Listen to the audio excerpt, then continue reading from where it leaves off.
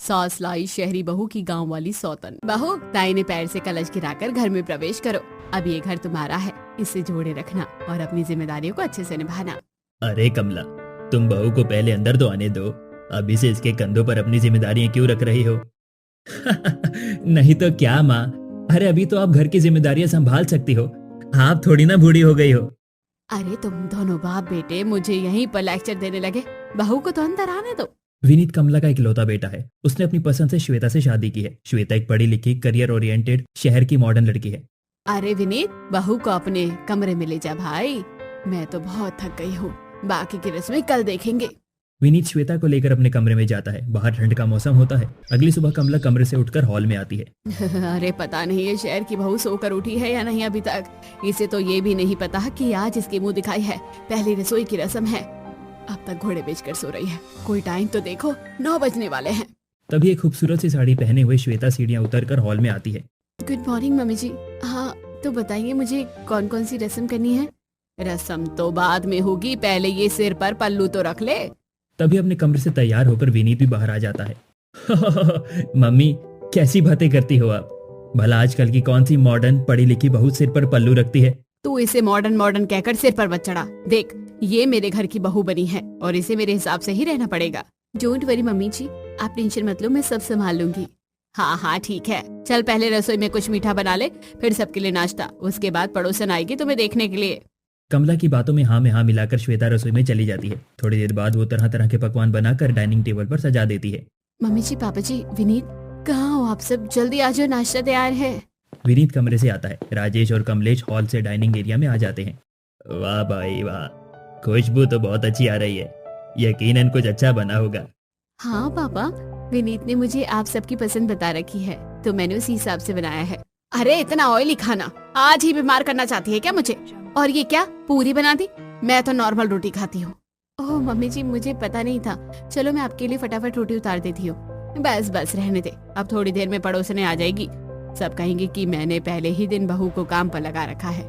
सब लोग बैठकर खाना खाते हैं, लेकिन कमला पहले दिन से ही श्वेता के हर काम में कमी निकालने की कोशिश करती है। आखिरकार उसने मन में धारणा बना रखी थी कि शहरी मॉडर्न बहुएं अच्छी नहीं होती। तभी थोड़ी देर बाद पड़ोसन सरला, लता, मधु, कामिनी, विमला, प्रेमा श्वेता को देखने आ जाती हैं। अरे आओ आओ बहन, मैं तो तुम्हारा इंतजार कर रही थी। बस घर के कामों में लगी हुई थी। ठंड थोड़ी ज्यादा है ना, तो धूप निकल आती है, तभी काम करने का मन करता है। हाँ बहन, ये तो तुम सही कह रही हो। वैसे कहाँ है तुम्हारी शहर की मॉडर्न बहू, जरा बुलाओ तो। कमला आवाज लगाकर श्वेता को बुलाती है। श्वेता अपने कमरे से नीचे हॉल में आ जाती है, जहाँ पर सब लोग बैठे थे। श्वेता को देखकर, अरे वाह कमला, बहू तो एकदम चुनकर लाई हो। कितनी प्यारी बहू है तेरी, किसी की नजर न लगे।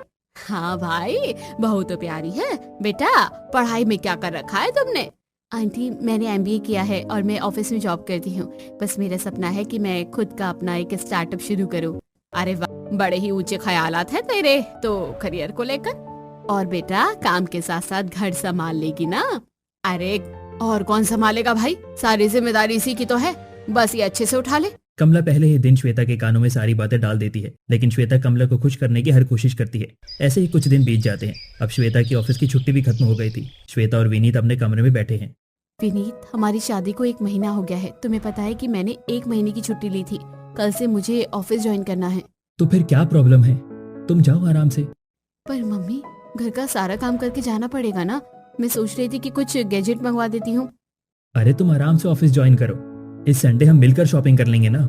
श्वेता को खुशी होती है कि विनीत उसे समझता है। इस तरह वो घर का बाकी बचा हुआ काम करती है, डिनर बनाती है। डिनर करने के बाद सब लोग सो जाते हैं। अगली सुबह श्वेता तैयार होकर हॉल में आती है। अरे ओ महारानी, कहाँ चली? अरे मम्मी जी, आपको तो पता ही है मेरी छुट्टियाँ खत्म हो गई है। मुझे आज से ऑफिस ज्वाइन करना है। अरे हाँ बेटा, ये तो बहुत अच्छी बात है। अरे ये क्या खाक अच्छी बात है? तुझे इस घर में किस चीज की कमी है जो तू जॉब करेगी? और फिर ये सब तुम्हारा और विनीत का ही तो है। अरे मम्मी जी, मेरे भी तो कुछ एम्बिशन है, ड्रीम्स है, जिन्हें मैं पूरा करना चाहती हूँ। और रही घर की काम की बात, तो नाश्ता भी बना दिया है और लंच भी रख दिया है। आप दोनों कर लेना, मैं शाम को आकर डिनर अपने आप बना दूंगी। ये कहकर श्वेता ठंड में कांपते हुए जॉब के लिए निकल जाती है। वैसे श्वेता सारा काम निपटाकर ऑफिस जाती है, लेकिन कमला को उसका किया हुआ कुछ भी काफी नहीं लगता। ऐसे ही कुछ दिन बीत जाते हैं और संडे आ जाता है। अरे श्वेता, आज शॉपिंग के लिए जाना था ना, जल्दी तैयार हो जाओ, जरूरी सामान भी लेना है। और कितने दिन हो गए हैं, कहीं बाहर भी नहीं गए, डिनर भी बाहर ही कर लेंगे। हाँ बस 5 मिनट दीजिए, ठंड बहुत है, कुछ गर्म पहन कर आती हूँ। श्वेता एक सुंदर वन पीस ड्रेस और ऊपर कोट पहनकर आती है। अरे कोई मुझे संभालो यार, इतनी ठंड में भी कोई इतना खूबसूरत कैसे लग सकता है। बस बस ज्यादा मत बोलिए, चलिए जल्दी, वरना ठंड में और देर हो जाएगी। दोनों बाहर चले जाते हैं। ठंडी हवा के झोंकों के साथ कमला का चेहरा सख्त हो जाता है। वो हॉल में बैठी अपनी बहन को फोन लगाती है। देख रही हो बहन, ठंड में भी घूमने निकल पड़ी है शहरी बहू। अरे शहरी बहू से और उम्मीद भी क्या करे। अरे बहन, अब जमाना बदल गया है, बच्चों को अपने हिसाब से जीने दो। अरे हाँ, मेरी कहाँ किस्मत कि मेरी बहू गांव की सुंदर संस्कारी आए, मुझे तो यही शहरी बहू मिलनी थी। कमलेश अपनी बहन से फोन पर बातें करती है। उसके बाद टीवी चलाकर बैठ जाती है। ऐसे ही दिन बीत जाते हैं। विनीत और श्वेता शॉपिंग करके घर आते हैं और डिशवॉशर जैसे गैजेट किचन में सजाते हैं। श्वेता सामान यूज करके देखती है। वाह, ये वैक्यूम क्लीनर विनीत, ये तो सच में बहुत अच्छा है, वाकई इसकी रेटिंग रियल है। और ये डिशवॉशर, इसे भी तो यूज करके देखो। अरे जब खाना बनाऊंगी तब देख लूंगी बर्तन धो के। तभी अपने कमरे से चलती हुई कमला भी किचन में आती है। अरे बहू रानी, खरीदारी से फुर्सत मिल गई तो हमारे लिए कुछ खाना बना दे, जरा टाइम देख, डिनर का समय हो रहा है। अरे मम्मी जी, हम दोनों तो बाहर खाकर आए हैं और आपके लिए हमने पैक करा लिया था। तभी पीछे से राजेश भी आ जाता है। पापा देखिए, मैं आपके मनपसंद रेस्टोरेंट से छोले भटूरे लाई हूँ, और मम्मी आपके लिए सिंपल रोटी, मिक्स वेज और मटर पनीर कोरमा। बहू हमें बाहर का खिलाकर बीमार करना चाहती है क्या? अरे क्या हो गया है तुम्हें? तुम तो बिल्कुल बुढ़िया वाली बातें करती हो। एक दिन में बाहर का खाने से कुछ नहीं होता, तुम चुपचाप खा लो। कमला को श्वेता के हर काम में कमी ही नजर आती है, जबकि श्वेता पूरी जिम्मेदारी से सब संभाल रही है। रात कड़ाके की ठंड में गुजरती है। सुबह होते ही श्वेता स्वेटर पहने ठंड से कांपते हाथों से वैक्यूम क्लीनर चला रही होती है। अरे बहू, ये क्या गड़गड़ाहट मचा रखी है? कान फट रहे हैं मेरे। झाड़ू नहीं लगती क्या? जिस घर में सुबह झाड़ू नहीं लगती वहाँ दरिद्रता आती है। मम्मी जी, मुझे ऑफिस भी जाना होता है, ये वैक्यूम क्लीनर काम जल्दी और साफ कर देता है। श्वेता ठंड से हाथ रगड़ती हुई किचन में जाती है। रोटी मेकर में रोटियां बनाती है, फटाफट सब्जी तैयार करती है, फिर डिश वॉशर चालू करती है, फिर बर्तन धोने लगती है। अभी ये क्या नया तमाशा है? तुम्हारे हाथ नहीं है क्या? बर्तन भी मशीन से धुलवाओगी? मम्मी जी, इतनी ठंड में हाथ बर्फ जैसे हो जाते हैं, देखिए इसमें बस ऐसे किया और सारे बर्तन साफ। तू तो मेरे बेटे का सारा पैसा बहा देगी। मैंने पहले ही कहा था, शहरी बहू घर नहीं जोड़ती, कोई गाँव की बहू आती तो घर बस जाता। ये शब्द श्वेता को चुप जाते हैं। वो रोती हुई कमरे में चली जाती है। थोड़ी देर बाद विनीत अंदर आता है। श्वेता, क्या हुआ? रो क्यों रही हो? मुझसे अब और नहीं होता। मैं बहू हूँ या नौकरानी, हर काम के बाद भी सिर्फ ताने ही मिलते हैं। समझता हूँ, मम्मी पुराने ख्यालों की है, वक्त लगेगा। अरे तुम अपना दिल मैला मत करो, आंखें बंद करो, देखो मैं तुम्हारे लिए क्या लेकर आया हूँ। तुम बेकार की बातों में पड़ गई यार, थोड़ा सा एडजस्ट करना पड़ेगा ना, आखिर तुम इस घर की इकलौती बहू हो। एडजस्ट तो कर ही रही हूँ, तभी इतने दिनों से निभा रही हूँ। चलो अब जल्दी बताओ, क्या लाए हो तुम मेरे लिए? विनीत चुपके से श्वेता के हाथ पर चॉकलेट रख देता है और अपने दोनों हाथ पीछे कर लेता है। अरे ये तो मेरी फेवरेट चॉकलेट है, और तुम पीछे क्या छुपा रहे हो? एक और सरप्राइज है डार्लिंग, आपके लिए। अरे अब दिखा भी दो ना। विनीत एक खूबसूरत से टेडी बियर लेकर आता है। देखो, ये बिल्कुल तुम्हारे जैसा है, पिंकी पिंकी। हाँ तुम सही कह रहे हो, ये बहुत क्यूट है। अब मैं इसी को हग करके सोऊंगी। अच्छा, तो फिर मुझे हग कौन देगा? ओहो, तुम इससे जलन कर रहे हो? How cute. दोनों पति पत्नी बातें करते हैं। श्वेता ऐसे ही कमला के व्यवहार को टॉलरेट कर देती है, क्योंकि वो विनीत से बहुत प्यार करती थी। आज संडे का दिन होता है। श्वेता सुबह जल्दी उठकर किचन में जाती है। फटाफट खाना बना लेती हूँ, फिर कपड़े भी धोने हैं। घर की सफाई तो वैक्यूम क्लीनर से हो जाएगी, और आज मुझे प्रेजेंटेशन भी कैसे भी करके रेडी करनी होगी। श्वेता फटाफट किचन का काम निपटा देती है। रोटी मेकर और डिश वॉशर की वजह से उसका काम बहुत जल्दी हो जाता है। फिर वो वैक्यूम क्लीनर से पूरा घर साफ कर देती है। अब ऑटोमेटिक मशीन में कपड़े धोने के लिए डालती है। तभी कमला आती है। अरे ओ बहू, देख ये साड़ी तेरी मशीनों ने कितनी गंदी कर दी है, चल इसे हाथ से धो। मम्मी जी, मुझे हाथ से कपड़े धोने नहीं आते, और फिर आज मुझे एक इम्पोर्टेंट प्रेजेंटेशन रेडी करनी है। रहने दीजिए, मैं बाद में दोबारा धो दूंगी। अरे तू करती ही क्या है, एक काम भी खुद से नहीं करती, सारा काम इन मशीनों से करवाती है। पड़ोस में देख, सारी बहुएं कैसे काम में लगी रहती है पूरा दिन। मम्मी जी, आप मुझे उनसे कंपेयर करना बंद कीजिए। वो पूरा दिन घर पर रहती है, मुझे देखिए ऑफिस और घर दोनों संभालती हूँ, और ऊपर से आपकी बातें भी सुनती हूँ। आवाज सुनकर राजेश और विनीत भी नीचे आ जाते हैं। ये क्या हो रहा है यहाँ पर? कमला, पक्का तुमने फिर बहू के काम में नुक्स निकाला होगा। अब तो पापा जी को भी पता लग गया है कि गलती किसकी होती है। विनीत श्वेता को कमरे में ले जाता है और उसका मूड ठीक करने की कोशिश करता है। थोड़ी देर बाद श्वेता प्रेजेंटेशन बनाने में लग जाती है। सुबह से लगी हुई श्वेता को शाम हो जाती है। विनीत, मेरा खाना बनाने का बिल्कुल मन नहीं कर रहा, मैं बहुत थक गई हूँ। अरे मेरी जान, तो मत बनाओ ना। आज एक काम करते हैं, हल्दीराम चलते हैं, खुद खा लेंगे और इनके लिए भी ले आएंगे। नहीं नहीं मम्मी फिर से गुस्सा करेगी, मैं नहीं जाऊंगी। कुछ नहीं कहेंगी, चलो उठो चलो। विनीत श्वेता को मनाने के लिए बाहर खाना खिलाने ले जाता है और आते हुए कमला और राजेश के लिए भी खाना ले आता है। मम्मी पापा, मैंने खाना गर्म कर दिया है, आप फटाफट खा लीजिए। खाना देकर कमला तुरंत बोलती है, अरे ये बाहर का खाना मैं नहीं खाऊंगी, मेरी तबीयत खराब हो जाती है। अरे मम्मी, ये तो बहुत ही हेल्दी खाना है और वहीं से लाया हूँ जहाँ जाने के लिए आप पापा के साथ लड़ती रहती थी। विनीत की बात सुनकर राजेश और श्वेता बैठकर खाना खाने लगते हैं। कमला खाना खा लेती है लेकिन उसके मन में कुछ और ही चल रहा होता है। इस श्वेता को तो इस घर से निकाल कर रहूंगी, ऐसी चाल चलूंगी कि इसके पैर पंजे उखड़ जाए मेरे घर से। राजेश कहता है, भाई ओए, मुझे तो बहुत नींद आ रही है, मैं तो चला सोने। राजेश होल से उठकर अपने कमरे में सोने चला जाता है। पीछे पीछे कमला भी आ जाती है। ऐसे ही रात गुजरती है। अगला दिन कमला अपना बिस्तर पर पड़ी दर्द से कर्रा रही होती है। कमला की आवाज सुनकर कमरे के सामने से गुजरता हुआ विनीत वहां आता है। अरे मम्मी, क्या हुआ आपको? आप ऐसे रो क्यों रही हो? बेटा मेरे पेट में बहुत दर्द हो रहा है, ये तेरी शहरी मॉडर्न बहू तो मुझे मार कर छोड़ेगी। अरे मम्मी, अभी ये सब बातें सोचने का वक्त नहीं है, मैं डॉक्टर को बुला कर लेकर आता हूँ। नहीं, खबरदार, तूने डॉक्टर को बुलाया। अरे मर जाने दे मुझे, भगवान ने मुझे एक बेटा दिया है पर वो भी मेरी नहीं सुनता। अरे कमला, तू बेकार की बातें लेकर बैठ गई है, क्यों बच्चों को परेशान करती है? वो दोनों एक साथ कितने खुश हैं। पापा, आप ऐसा क्यों कह रहे हो? आखिर मम्मी क्या करने वाली है? बेटा तू ही पूछ ले, मैंने तो उसे बहुत समझा लिया है। कमला झट से विनीत का हाथ पकड़कर अपने सिर पर रखते हुए कहती है, विनीत, अगर ऐसे ही चलता रहा ना बेटा तो मैं ज्यादा दिनों तक जिंदा नहीं रह पाऊंगी। तो अपनी माँ की एक ही विश पूरी कर दे। देख, मेरा बेटा एक ही है, मैं चाहती हूँ कि तू दूसरी शादी कर ले गाँव की संस्कारी लड़की से। दूसरी शादी की बात सुनकर विनीत के पैरों के नीचे से जमीन खिसक जाती है, लेकिन कमला अपनी जिद पर अड़ जाती है। उसे इमोशनल ब्लैकमेल करती है, मरने की धमकी देती है, जिससे ना चाहते हुए भी विनीत को दूसरी शादी करने के लिए हामी भरनी पड़ती है। लेकिन इस बारे में श्वेता को कानो कान खबर नहीं होती। जुग जुग जिए मेरा बच्चा, मुझे पता था कि तू मेरी बात नहीं टालेगा। मैं अभी तेरी मौसी से फोन करके बात करती है और कोई शुभ मुहूर्त देखकर तुम्हारी शादी करा दूंगी। अरे जब बहू घर में आएगी तो श्वेता को खुद पता चल जाएगा कि इसे कुछ बताने की जरूरत नहीं है। विनीत मजबूर होकर सिर हिलाता है और वहां से ऑफिस चला जाता है। ऑफिस में विनीत को यूं मुंह लटकाए देखकर ललित पूछता है, अरे क्या हुआ, आज भाभी जी ने गुस्सा किया क्या? कुछ नहीं यार, बस वही घर की खटपट।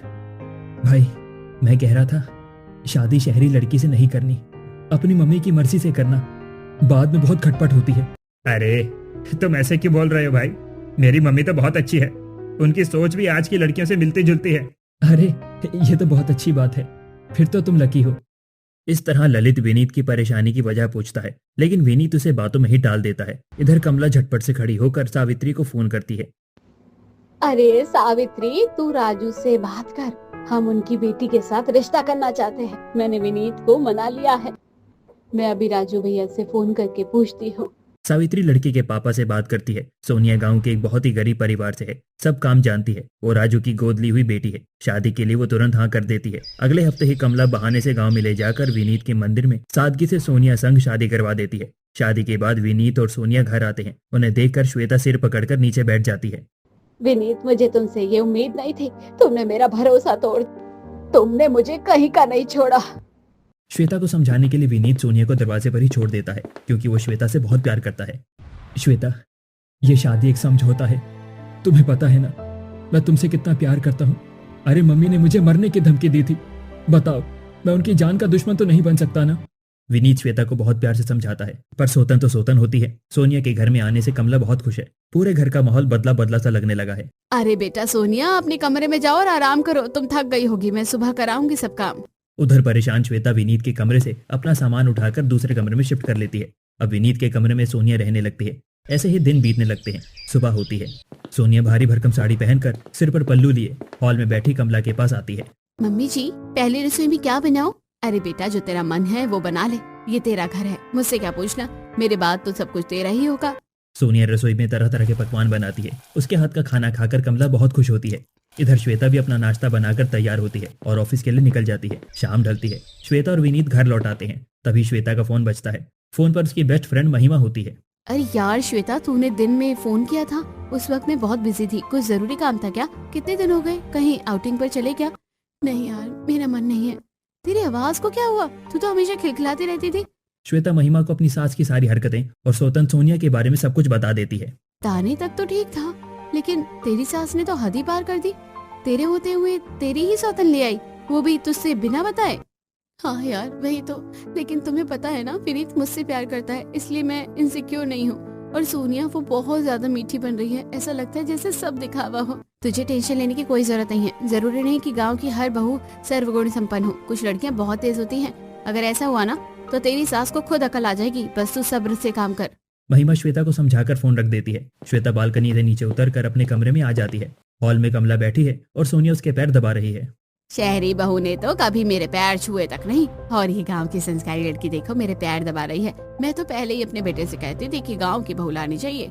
श्वेता कमला की बातों को नजरअंदाज कर अपने कमरे में चली जाती है। आजकल वो विनीत से भी ज्यादा बात नहीं करती। राजेश ये सब होता देखता है और फिर कमला से कहता है, कमला तुमने अपने मन की तो कर ली है, लेकिन उस बच्ची का दिल बहुत दुख रहा है। अब कम से कम ये सब तो मत करो। मेरा घर है, मेरा बेटा है, मेरा जो मन आएगा मैं वो करूंगी, मुझे रोकने वाला कौन है। तुम्हारी यही जिद्दीपन तुम्हें ले डूबेगा, मेरी ये बात याद रखना। परेशान राजेश हॉल से उठकर चुपचाप अपने कमरे में चला जाता है। कमला भी सोनिया को ढेरों दुआएं देती है, उसे सोने के लिए कमरे में भेज देती है और खुद भी सोने चली जाती है। ऐसे ही कुछ दिन बीत जाते हैं। एक दिन दोपहर में सोनिया हाथ से कपड़े धो रही होती है। देखो गांव की बहुएं कैसे हाथ से कपड़े धोती है। अरे सबको प्यार पाने की लालसा होती है। कपड़े धोने के बाद सोनिया छत पर कपड़े सुखाने जाती है। तभी मोहल्ले की कुछ औरतें उसे देख लेती हैं। अरे तुम ही हो क्या कमला की गांव की सर्वगुण संपन्न बहू? भाई तेरे बारे में तो जितना सुना था तू तो उससे भी ज्यादा सुंदर है, और देखो तो ये बहू दिन भर काम में लगी रहती है। अपनी तारीफ सुनकर सोनिया फूली नहीं समाती। अब वो और भी ज्यादा अच्छे बनने की कोशिश करने लगती है। दूर से ही औरतों को देखकर हाथ जोड़कर प्रणाम करने लगती है। घर में भी सिर पर पल्लू लेकर ही घूमती है। छत से नीचे आते हुए सोनिया बोलती है, मम्मी जी आंगन बहुत गंदा हो रहा है और गार्डन की भी हालत खराब है। मैंने आपके लिए चाय बना दी है, आप गार्डन में बैठ जाना, मैं सब काम कर दूंगी। कहा बेटा चलो साथ चलते हैं, इस घर में तो मैंने कभी ध्यान ही नहीं दिया, अभी सारा घर तेरे ही हाथों में है। सोनिया पहले आंगन साफ करती है, फिर बैठकर हाथ से पोछा लगाती है, गार्डन साफ करती है, फूलों में पानी देती है। आज पूरा घर महकने लगता है। थोड़ी देर बाद श्वेता ऑफिस से घर आती है। घर की चमक देखकर कमला बोल उठती है, देखा आज घर चांद की तरह चमक रहा है, फूलों में भी जान आ गई। वरना कुछ लोग तो खड़े खड़े मशीन से पोछा लगाते हैं, क्लीनर से सफाई करवाते हैं, पेड़ पौधों का तो होश ही नहीं। पीछे से विनीत भी आ जाता है। वो श्वेता का हाथ दबाते हुए धीरे से कहता है, यार प्लीज जाने दो, इनकी आदत ही ऐसी है। श्वेता बिना कुछ बोले चुपचाप अपने कमरे में चली जाती है। कमला का सोनिया के प्रति लगाव बढ़ता ही जा रहा था और सोनिया भी उसके सामने खूब अच्छा बनने की कोशिश कर रही है। ऐसे ही दिन बीत रहे होते हैं। एक दिन दोनों गार्डन में बैठे चाय पी रही होती हैं। तभी पड़ोसन लता आ जाती है। अरे बहन जी आपका गार्डन तो बहुत ही हरा भरा हो गया है, घर भी कितना साफ सुथरा है। मैंने कल सोनिया बहू को बालकनी साफ करते हुए देखा था। हाँ मेरी बहू बहुत ज्यादा काम करती है, यही तो फायदा है गाँव की बहू लाने का। ये कहकर लता वहाँ से चली जाती है। कमला सबके सामने सोनिया की खूब तारीफ करती है। मम्मी जी ये घर इतना बड़ा है, हमारे गांव में तो एक ही घर है, उसी में खाना बनाना रहना सब कुछ। अरे तू टेंशन क्यों लेती है, मेरा तो एक ही बेटा है, ये सब कुछ मैं तेरे ही नाम कर दूंगी। वो श्वेता वो तो मुझे फूटी आँख भी नहीं सुहाती, उसे तो मैं फूटी कौड़ी भी नहीं दूंगी। सोनिया मन ही मन मुस्कुराती है। बुढ़िया यही तो मैं चाहती थी, एक बार ये सब मेरे नाम कर दे, फिर देखना कैसे तुझे इस घर से धक्के मार कर निकालती हूँ। मम्मी जी शिव काम में देरी कैसी? वैसे भी जब मैं सफाई कर रही थी तो मुझे ये कागज आपकी अलमारी से मिले थे, लगता है घर के ही कागज हैं। अरे हाँ ये कागज तो मैंने बनवा कर रखे थे, मैंने तो पहले ही सोच लिया था घर में अपनी बहू के नाम कर दूंगी। लाओ अभी तेरे नाम कर देती हूँ। कमला पूरी तरह सोनिया से प्रभावित हो चुकी थी। उसी दिन वो अपना घर सोनिया के नाम कर देती है। यही सोनिया चाहती थी। जैसे ही प्रॉपर्टी उसके नाम होती है उसके तेवर बदल जाते हैं। अब ना वो सुबह जल्दी उठती है ना कमला का ख्याल रखती है। एक दिन कमला हॉल में बैठी होती है। सोनिया दोपहर के 12 बज गए हैं, अब तक उठी नहीं, घर का काम पड़ा है, हमने सुबह से नहीं खाया। तो आप खुद बना लो, मैं आपकी नौकर नहीं हूँ, मेरे सिर में दर्द है, मैं कुछ नहीं करूँगी। कमला सुबह से काम कर रही थी। डिशवॉशर हटने के बाद सारे बर्तन हाथ से धोए थे। भूख और थकान से वो ऊपर रसोई की ओर जाती है। तभी चक्कर आता है और वो सीढ़ियों से नीचे गिर जाती है। अरे कोई है बचाओ सोनिया। ऊपर कमरे में सोनिया आवाज सुन लेती है लेकिन उठती नहीं। इस बुढ़िया का रोज का ड्रामा है, सोने दो मुझे, म्यूजिक तेज कर देती हूँ। कमला दर्द से तड़पती रहती है और कुछ देर बाद बेहोश हो जाती है। तभी ऑफिस से श्वेता घर आती है। मम्मी हे भगवान ये क्या हो गया? श्वेता तुरंत एम्बुलेंस बुलाती है और कमला को अस्पताल ले जाती है। थोड़ी देर में विनीत और राजेश भी वहाँ पहुँच जाते हैं। माँ ये कैसे हुआ? बेटा मैंने खुद अपनी गलती की सजा पा रही हूँ। मम्मी अभी आराम की जरूरत है आपको, ज्यादा मत सोचिए। डॉक्टर बाहर आते हैं। अब हालत ठीक है, बस ध्यान रखिए, तनाव नहीं देना है, घर ले जा सकते हैं। सब लोग कमला को घर ले जाते हैं। विनीत सोनिया को डांटता है, लेकिन उसे कोई फर्क नहीं पड़ता। विनीत छोड़ो तुम इसे, चलो मम्मी के पास बैठते हैं। अभी विनीत और श्वेता कमला के पास जाते हैं। तब कमला से श्वेता कहती है, मम्मी अब कैसा लग रहा है? श्वेता की देखभाल देखकर कमला रो पड़ती है। बेटा, सोनिया ने भलाई दिखाकर मुझसे घर के कागजों पर साइन करवा लिए। अब ये घर इसके नाम है, ये हमें निकाल देगी। मम्मी ये आप ही का घर है। कैसे? कागज तो मैंने साइन किए थे। श्वेता हल्की मुस्कान के साथ बोलती है। आप मेरी बात ध्यान से सुनिए। एक दिन श्वेता सोनिया को फोन पर बात करते हुए सुन लेती है। माँ, बस एक बार घर अपने नाम हो जाए, फिर इन्हें निकाल देंगे। श्वेता समझ जाती है कि सोनिया कुछ बड़ा खेल खेल रही है। अगले दिन श्वेता असली कागज बदल कर नकली रख देती है। तो जिन कागजों पर मैंने साइन किए थे वो नकली थे? हाँ मम्मी। कमला, आज उसी बहू ने घर बचाया जिसे तुमने कभी समझा नहीं। श्वेता बेटा, मुझे माफ कर दे। श्वेता कमला को माफ कर देती है। फिर विनीत सोनिया के पास जाता है और गुस्से में विनीत सोनिया को थप्पड़ मार देता है। अगर माँ को कुछ हो जाता तो मैं क्या करूं? मैंने थोड़ी गिराया है तुम्हारी माँ को। और हाँ, मुझ पर चिल्लाओ मत, ये मत भूलो ये घर मेरे नाम है। तभी श्वेता लॉकर से असली कागज निकालती है और हॉल में आती है। सोनिया, ये असली कागज है। घर आज भी मम्मी के नाम है, तुम्हारे पास जो है वो नकली है।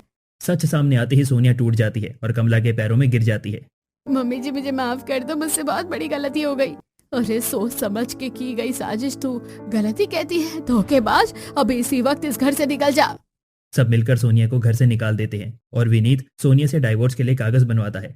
आज कमला समझ चुकी थी कि बहू गांव या शहर से नहीं, सोच और संस्कार से पहचानी जाती है और श्वेता ने साबित कर दिया कि समझदार बहू ही घर को बचाती है।